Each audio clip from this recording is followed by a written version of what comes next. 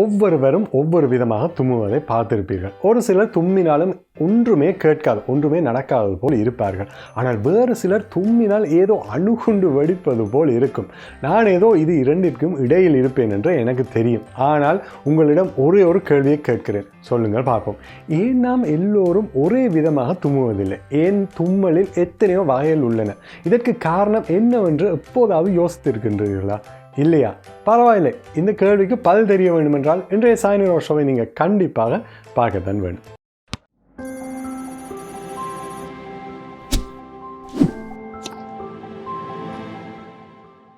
Hi வணக்கம் நண்பர்களே, இன்றைய சாய்னி ரோஷோவுக்கு உங்கள் அனைவரையும் அன்புடன் வரவேற்கிறேன். சரி, வாங்க நேரடியாக விஷயத்துக்கே போவோம். தும்மலில் ஏன் விதமான வகைகள் உள்ளன? இதற்குரிய பதிலை அறிய முதல் தும்மல் என்றால் என்ன என்பதை பார்ப்போம். நமது மூக்கினூடாக தூசி, கிருமியல் போன்ற தேவையற்ற விஷயங்கள் உள்ளே போகும்போது அவற்றை வெளியேற்றுவதற்காகவே நமது உடல் அமைத்து வைத்திருக்கும் ஒரு விதமான தற்பாதுகாப்பு பொறிமுறை, அதாவது டிஃபென்ஸ் மெக்கானிசம் தான் இந்த தும்மலே ஆகும்.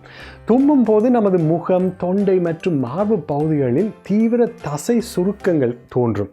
இதைத் தொடர்ந்து நமது நுரையீரலில் இருந்து திடீரென வெளிவரும் காற்று வாய் மற்றும் மூக்கு வழியாக மிகவும் விரைவாக வெளிவருகிறது. இதைத்தான் தும்மல் என்கிறோம். பிரகாசமான வெளிச்சத்தினால் கூட தும்மல் ஏற்படும் என்றால் நம்ப முடிகிறதா?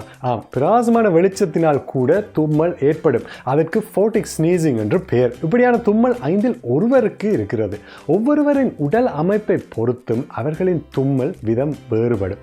இதில் குறிப்பாக நுரையீரல், சுவாசக்குழல் ஆகியவற்றின் அளவுகள் மற்றும் தொண்டை, மார்பை சுற்றியுள்ள தசை பகுதி முக்கிய பங்கு வகிக்கின்றன. வித்தியாசமான தும்மல் பற்றி 18,000 பேரிடம் நடத்தப்பட்ட ஆய்வில் அதிக சத்தத்துடன் தும்மல் போடுபவர்கள் தன்னம்பிக்கை மற்றும் ஆக்கிரமிப்பு கொண்டவர்களாக இருப்பார் என்றும், குறைந்த சத்தத்துடன் தும்மல் போடுபவர்கள் குறைந்த தன்னம்பிக்கை, வெட்கம் மற்றும் உள்முக சிந்தனை கொண்டவர்களாக இருப்பார் என்றும் ஒரு ஆய்வினூடாக கண்டுபிடித்துள்ளனர். என்ன நண்பர்களே, இது சுவாரஸ்யமாக இல்லையா? சரி நண்பர்களே, இதுதான் இன்றைய சாய்னி ரோஷோ. சாதாரண தும்மலுக்கு பின்னால் இத்தனை விஷயங்கள் உள்ளது என்று யோசிக்கின்றீர்களா?